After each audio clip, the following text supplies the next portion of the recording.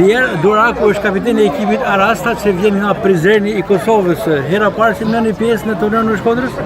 Kemi marrë pjesë edhe në vite tjera. Ka qenë një turner shumë i organizuar dhe shumë i mirë dhe jam i gëzuar që kam marrë pjesë në këtë turne. Si e kaluat të ditë në Shkodër me turneun? Kemi kaluar shumë mirë, me lojë të zhvilluara dhe që kishim një rezultat të mirë.